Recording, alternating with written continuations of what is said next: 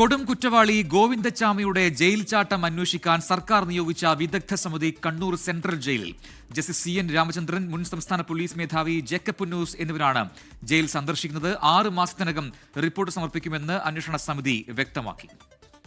ഞങ്ങൾ ഏത് സാഹചര്യത്തിലാണ് ഇയാൾ ജയിൽ ചാടിയ ഗോവിന്ദച്ചാമി ജയിൽ ചാടിയത്, എന്തൊക്കെയാണ് അപാകതകൾ, എന്തൊക്കെയാണ് പോരായ്മകൾ, ജയിലിൽ ഏത് സാഹചര്യമാണ് അങ്ങനെ ചാടാൻ ഒരുക്കിയത്, അതിനെക്കുറിച്ചൊക്കെ പഠിക്കാൻ വന്നു. ആദ്യമായിട്ട് കണ്ണൂർ ജയിൽ കാണും. പ്രധാനപ്പെട്ട ജയിലുകളെല്ലാം സന്ദർശിച്ച് പ്രശ്നങ്ങൾ മനസ്സിലാക്കി എല്ലാ ജയിലിലെയും സൗകര്യങ്ങൾ നോക്കി പോരായ്മകൾ കണ്ടുപിടിച്ച് ശുപാർശ ചെയ്യും. അപ്പം ഇനിയൊരു രണ്ടാമതൊരു ജയിൽ ചാട്ടം ഉണ്ടാകരുതെന്നുള്ളതാണ് ഗവൺമെൻറ്റിൻ്റെ ഉദ്ദേശം. 3 മാസം എന്നാണ് സർക്കാർ പറഞ്ഞേക്കണേ. പക്ഷേ 3 മാസം കൊണ്ട് ഞങ്ങൾക്ക് ഈ 10-15 ജയിലുകൾ കണ്ട് റിപ്പോർട്ട് കൊടുക്കാൻ സാധിക്കുമെന്ന് തോന്നുന്നില്ല. പക്ഷേ ഒരു 6 മാസത്തിനകം ചെയ്യാൻ സാധിക്കും. അരുൺ പൂപ്പറമ്പ കണ്ണൂരിൽ നിന്നും ചേരുന്ന കൂടുതൽ വിവരങ്ങളുമായി. അരുൺ, ഈ ഗോവിന്ദച്ചാമിയുടെ ജയിൽ ചാട്ടം അത് മാത്രമല്ല ഈ വിദഗ്ധ സമിതിയുടെ അന്വേഷണ പരിധിയിൽ വരുന്നത്. അതിപ്പോൾ തന്നെ സമിതി വ്യക്തമാക്കി കഴിഞ്ഞിട്ടുണ്ട്. എല്ലാ ജയിലുകളും സന്ദർശിക്കും, എവിടെയൊക്കെ പോരായ്മകളുണ്ട്, വീഴ്ചകൾ സംഭവിച്ചിട്ടുണ്ട്.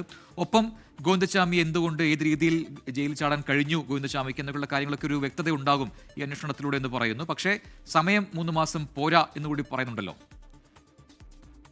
പ്രജിൻ, തീർച്ചയായും ഈ ഗോവിന്ദച്ചാമിയുടെ ജയിൽ ചാട്ടത്തിന് ശേഷം ഈ ജയിലുകളിലെ സുരക്ഷാ സംവിധാനങ്ങൾ സംബന്ധിച്ച് നിരവധി ചോദ്യങ്ങൾ ഉയർന്നു വന്നിരുന്നു. പ്രത്യേകിച്ച് കണ്ണൂർ സെൻട്രൽ ജയിലിൽ തന്നെ ഈ ജയിൽ ചാട്ടത്തിന് ശേഷം പുറത്തുവന്ന വിവരങ്ങൾ ഗുരുതരമായിട്ടുള്ള സുരക്ഷാ വീഴ്ചകൾ ജയിലിൽ ഉണ്ടായിട്ടുണ്ട് എന്നതാണ്.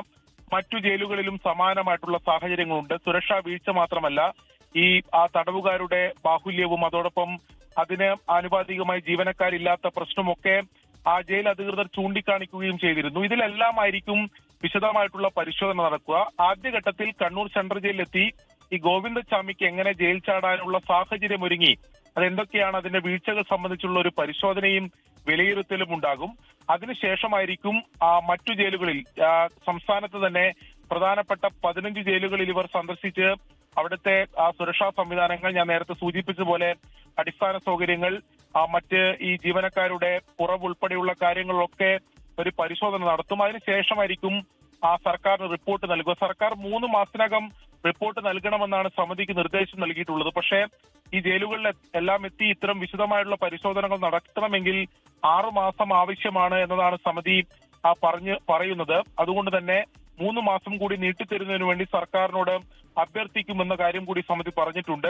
അങ്ങനെ ഈ റിപ്പോർട്ട് സമർപ്പിച്ച ശേഷമായിരിക്കും സർക്കാർ ഈ സുരക്ഷാ സംവിധാനങ്ങൾ, അതോടൊപ്പം ജയിൽ ചട്ടങ്ങളിൽ ഉൾപ്പെടെ മാറ്റം വരുത്തണമെങ്കിൽ ആ കാര്യങ്ങളൊക്കെ തീരുമാനിക്കുക.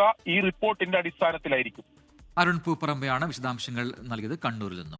ലോകത്തെവിടെയായാലും ഏത് സമയത്തും 24 വാർത്തകളും ഓഗ്മെന്റഡ് റിയാലിറ്റി പാക്കേജുകളും എക്സ്പ്ലെയിനറുകളും വിശദമായി കാണാൻ ഞങ്ങളുടെ YouTube ചാനൽ നിങ്ങൾക്ക് സബ്സ്ക്രൈബ് ചെയ്യാം.